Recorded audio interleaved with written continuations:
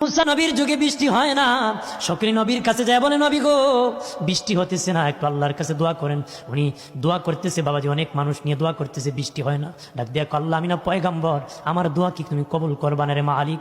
আল্লাহকে কবুল করবো যাদেরকে নিয়ে দোয়া করতেছো। এদের মধ্যে 40 বছরের একটা পাপিষ্ট আছে, যার জীবনে কোনো গুনাহ কাজা নাই, মানুষের নেকি কাজা নাই, তার পাপ কাজা নাই। ও মুসা, যতক্ষণ ওই লোকটা এই মজলিস থেকে উঠে যাবে না, ততক্ষণ আমি আল্লাহ তুমি মুসার দোয়া কবুল করবো না রে। মুসা নবী ডেকে বললেন, হে 40 বছরের পাপিষ্ট, ময়দান থেকে উঠে যা, তোর জন্য দোয়া কবুল হয় না রে। তাড়াতাড়ি উঠিয়া যা, যদি উঠিয়া না যাস, নাম ধরে আল্লাহর কাছ থেকে নাম জানিয়া কানে ধরে ময়দান থেকে উঠে দিব।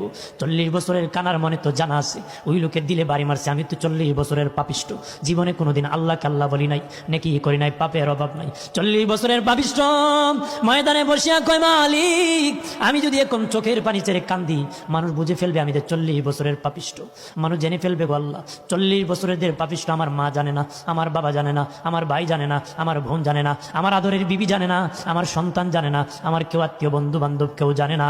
তুমি মালিক জানো, পৃথিবীর কাউকে তুমি জানাও না রে মালিক। এখন যদি এই ময়দানে কান্নাকাটি করি, মানুষ বুঝে ফেলবে, ময়দান থেকে যদি উঠে দেওয়া হয়, মানুষ সকল জেনে ফেলবে আমি 40 বছরের পাপিষ্ট। ও গো আল্লাহ, ও প্রভু, সমাজে আমি হাঁটতে পারবো না, সমাজে আমি বসতে পারবো না, সমাজে খাইতে পারবো না, মানুষ আমাকে ঘৃণা করবে, মানুষ আমাকে ঘৃণা করবে, আমি 40 বছরের পাপিষ্ট রে মালিক। তখন আমি কি করবো রে আল্লাহ? আল্লাহ গো তুমি শরম দিও না, 40 বছরের ভিতরে তুমি কোনো শরম দেও নাই। আমি এখানে তোমাকে বলতেছি আর জীবনে কোনো পাপ করব না। মুসা নবী আকাশের দিকে তাকায় দেখে সাদা আকাশটা কালো হয়ে গেছে, সাদা আসমান কালো হয়ে গেছে, বৃষ্টি পড়া শুরু হয়ে গেছে। মুসা নবী কয়, মালিক 40 বছরের পাপিষ্ট এখনো তো ময়দান থেকে উঠে যায় নাই। মালিক গো তুমি না বলেছো সে উঠে না গেলেন বৃষ্টি দিবা না, এখনো সে যায় নাই, এখন কার দোয়ায় বৃষ্টি দিতেছো? আল্লাহ বলেন, মুসা রে, যার কারণে বৃষ্টি দেই নাই, তার দোয়ার কারণে আমি আল্লাহ বৃষ্টি নাজিল করেছি। আর জোরে বলে, যার কারণে আমি আল্লাহ বৃষ্টি দেই নাই, তার দোয়ার কারণে আমি আল্লাহ বৃষ্টি নাজিল করেছি।